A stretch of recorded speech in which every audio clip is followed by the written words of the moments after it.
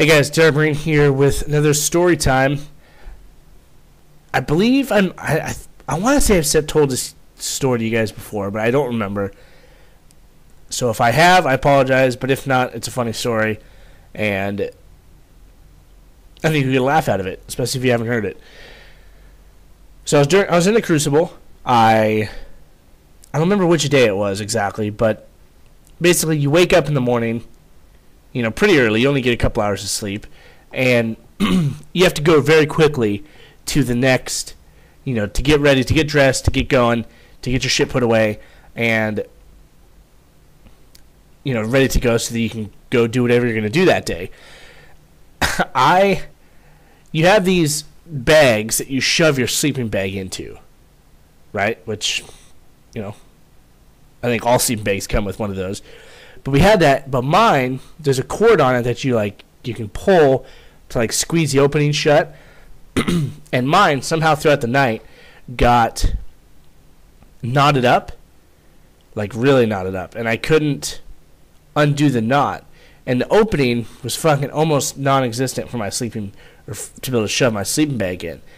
And so I'm fucking rushing to try to get my bag shoved in this thing because we had to go. You have 2 minutes to get dressed, get your shit put away, and get into formation. And so I'm freaking out because I can't get my fucking sleeping bag in this thing. So I just start shoving it as much as I could into this fucking bag. And all of a sudden, the time's up, we gotta go. And I look down, and the majority of my bag's in. I actually did okay. But the opening, the part you actually climb into, is out, maybe a good foot. And it's just dangling out. But I'm like, fuck it, I gotta go. I'm just gonna have to leave it. And so I put the bag, I put the little thing where it's supposed to go, and I ran to join formation. Well, my kill hat had noticed, and since then, I've started to think that he went and tied the knot on this thing just to fuck with me, because there's no way he should have gotten as knotted up as it was. And he was an evil bastard, so it's very possible that he did it to fuck with me. But so we go through all day, we're up for 20 hours, and we get back, it's dark, and it's dark, and I don't have Firewatch at night, so I'm going to go to sleep. And I pull my bag out, which was actually pretty easy, and I lay it out, and I go to get into it, and I only touched the part that was sticking out of the bag, too. I didn't have to touch the middle or the bottom of my sleeping bag as I pulled it out. Well, I lay it out, and I get undressed, and I go to crawl into it, and the entire fucking thing that was actually stuffed into the bag is soaking wet. And it had not rained on us up to that point. It did later, but at that point it had not rained on us. It was fucking soaked, dripping wet. You could probably fill up a cup of water with how much fucking water was dripping out of this thing. And I'm like, what the fuck is this? And I start trying to crawl out of it, and all of a sudden I feel a hand on my shoulder, and I look up, and it's my kill hat.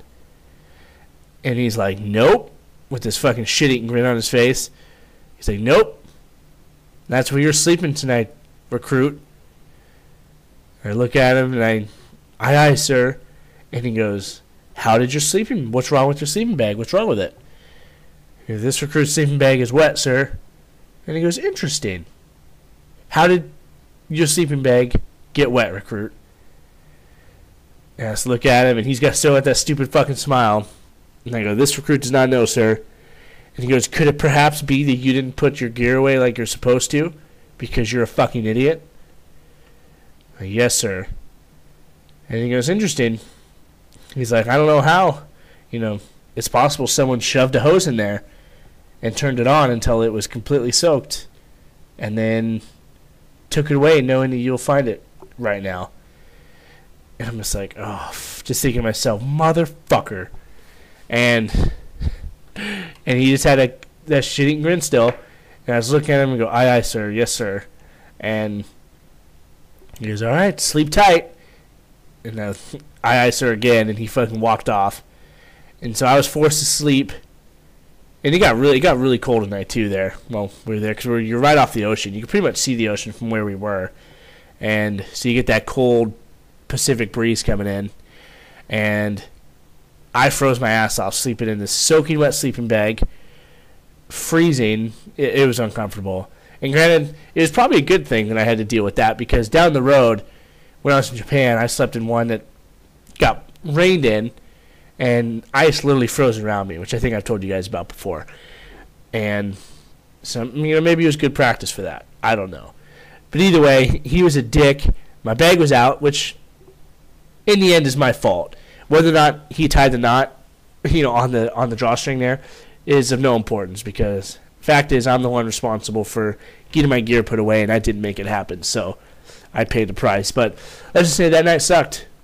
It was wet, it was cold, and I was not happy. But I was so tired that I passed out anyway. So, all right, guys. If you have any questions, concerns, comments, hit me up, and I will see you later. Semper Fi.